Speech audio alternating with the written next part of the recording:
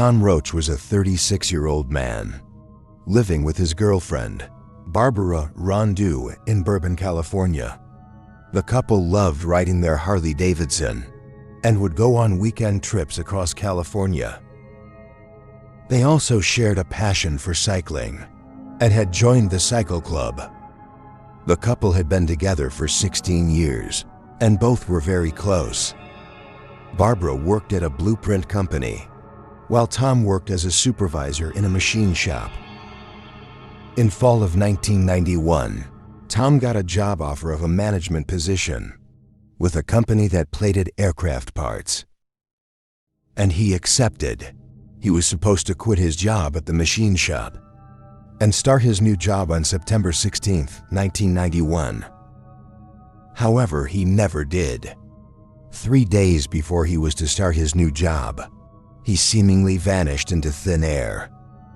On September 13, 1991, Tom drove Barbara to work. They had plans to meet up for lunch. However, he never showed up. Barbara waited for a few minutes, but eventually went back to work. She got worried when Tom did not call to let her know why he couldn't make it for lunch. She got home around 5:30 p.m. and found the front door to be unlocked.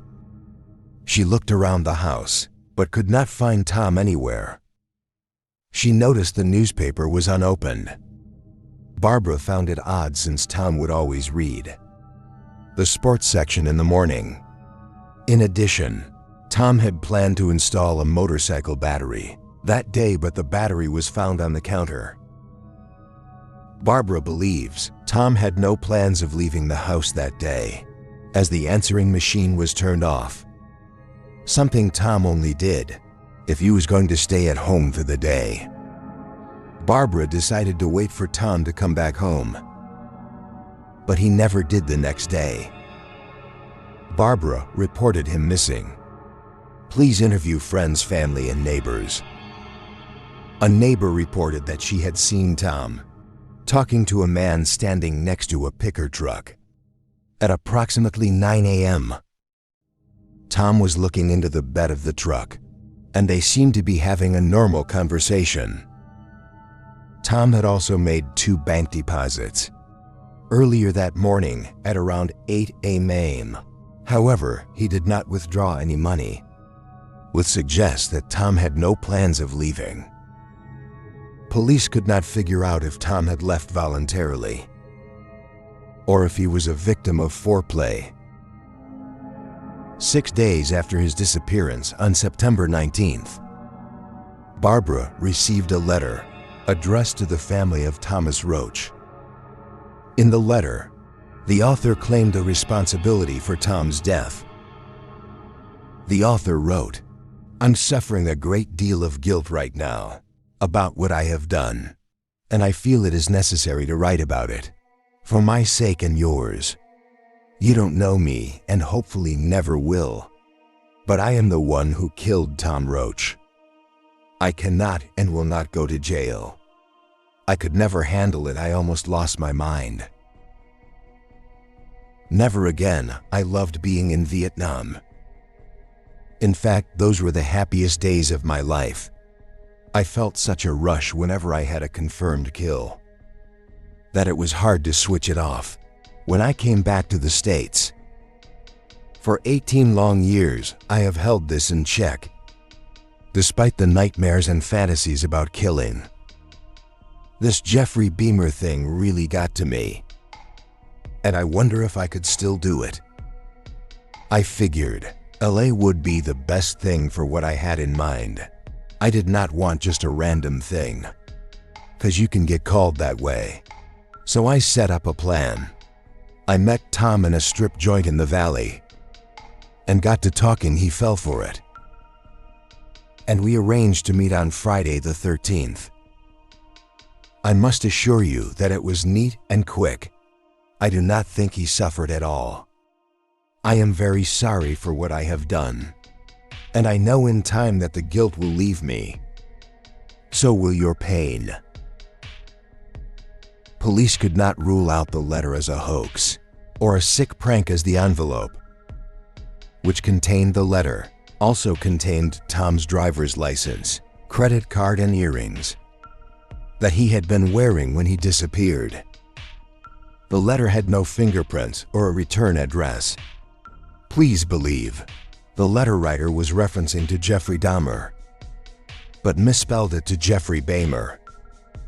During another round of questioning, an employee at a motorcycle parts store came forward and claimed to have seen Tom on September 14th, a day after his disappearance.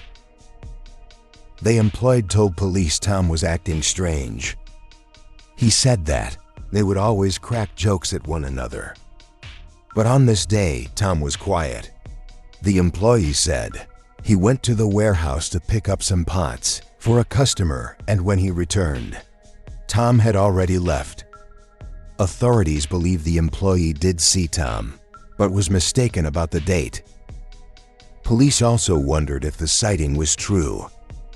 Could it be possible that Tom left voluntarily and sent a fake letter to make Barbara think he was dead? 4 months later, on January 11, 1992, bone fragments were discovered on a remote hillside in Plessel County, California. The police found several personal items of the crime scene, which included a duffel bag, flashlight, hunting knife, bottled water, 2 pairs of prescription eyeglasses, an empty prescription medicine bottle, a belt, a boot, and several shirts. The clothes had a motorcycle emblem on them, which indicated to the police that the items belonged to Tom Roche. Barbara confirmed that the shirts and the eyeglasses belonged to Tom. According to police, if the items did belong to Tom, then he seemed to have packed for a trip. It would take another 2 years for a DNA test to confirm that the bone fragments found were that of Tom Roche. The cause of death was determined to be a single gunshot wound to the head. There have been no updates since, and the case remains unsolved.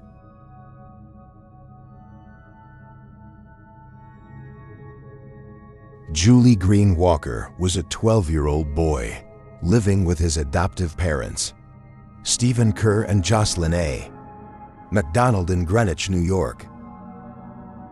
Julie had a rough start in life. He was born to a crack cocaine-addicted mother and was placed into foster care system just 2 days after being born. Jaliek would spend next few years in 6 different foster homes before being adopted by Stephen Kerr and Jocelyn A. McDonald. Due to his childhood abuse, Jaliek had severe attachment disorder and would often have violent outbursts and temper tantrums. Julie's former foster parents had cared for him for 4 years, and they said his outbursts could last up to an hour. However, they also said that he was an intelligent and a happy child with a beaming smile. His former foster parents had decided to adopt Jaliek, but one day Jaliek attacked their daughter, and fearing their daughter's safety, the family decided he could no longer stay with them. He was eventually adopted by Stephen and Jocelyn. Jaliek's adoptive parents, Stephen and Jocelyn, has 3 biological sons and an adopted daughter. They stated that the 4 siblings were afraid of Jaliek due to his violent tantrums. Julie's adoptive family lived in rural Washington County, New York. They lived a non-traditional life in a 2-room cabin with no running water. They used an outhouse for bathroom. The only electricity they had was from a generator that would run for several lives, and all the family members left in 1 room. All of the children were homeschooled. One day in 2007, Jaliek threatened one of the kids in the homeschool group. Stephen and Jocelyn were worried and called the crisis hotline, expressing their concern. They stated that Jaliek was unmanageable. and they wanted to reverse the adoption. The counselor said that it was not possible. However, they could send him to a respite care for a few days. Jaliek was then sent to a respite care with a couple who had previously provided respite care for him. He stayed there for a week. Jaliek was returned to his adoptive parents a week later on November 2nd. He was scheduled to go to another respace care. The next day, Stephen took Jaliek to his parents' house instead of his own house, as his family was afraid of Jaliek. Stephen would stay with Jaliek for the night until he sent to the respite care the next day. Stephen's parents were out of town, so Stephen and Jaliek were the only people at the house. At 8 p.m., the two ate dinner at the local Red Robin before heading to Stephen's parents' house. According to Stephen, both went to bed shortly after. The next morning, Stephen woke up around 7:30 a.m. and could not find Jaliek anywhere. However, he found a note that Jaliek reportedly left behind. The note said, "Dear everybody, I'm sorry for everything. I won't be a bother anymore. Goodbye, Jelly." Stephen reported Jelly missing at 8:57 a.m. Police launched a massive search for the missing boy, but to no will. Stephen told police that he believes Jaliek ran away. He said that Jaliek took his duffel bag and his favorite toys with him. Jaliek was wearing a yellow fleece jacket. At the time, police believed Jaliek may have been a victim of foul play. However, they have not ruled out voluntary disappearance or suicide, Stephen and Jocelyn said. Jaliek had been depressed and suicidal in the days before his disappearance. However, he was not receiving any treatment or therapy for his mental conditions. Police started to suspect Jaliek's adoptive parents and Jaliek's disappearance. Jocelyn took a polygraph test while Stephen refused. It was found that the note that Jaliek left behind was not a goodbye note, his despite caregiver said. Jaliek wrote that letter at their house because he wanted to apologize to his family for his behavior. His adoptive parents maintained their innocence and suggested that Jaliek ran away and may have been living with an African American family or a gang. They stated that Jaliek considered himself black instead of biracial and had wanted to live with an African American family. It was later found that Stephen had not stayed the entire night at his parents' house, as he claimed his cell phone records put him near an industrial part of town near Hudson River on the Niger League disappeared. He was also captured on CCTV driving his van around Greenwich after midnight. Even though he told police he stayed at his parents' house the entire evening. 2 months after Jaliek's disappearance, a cryptic letter postmarked from Westchester was sent to several local newspapers. The letter read, "Jaliek is still alive. Need a foot soldier for this war on drugs. Picked him up on Route 40. Post 30, he's okay.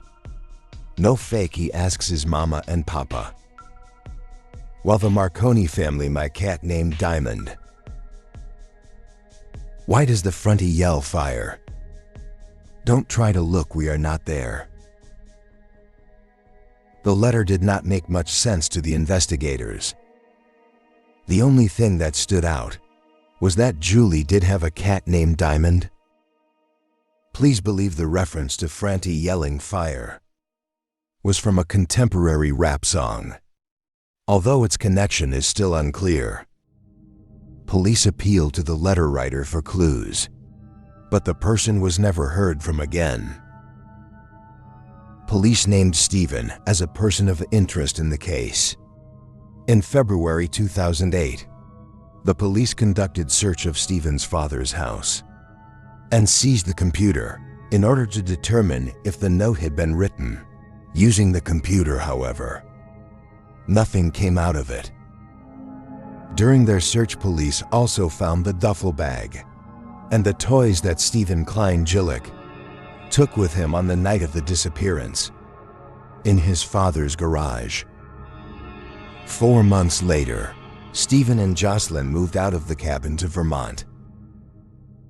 They have refused to cooperate with the investigators ever since.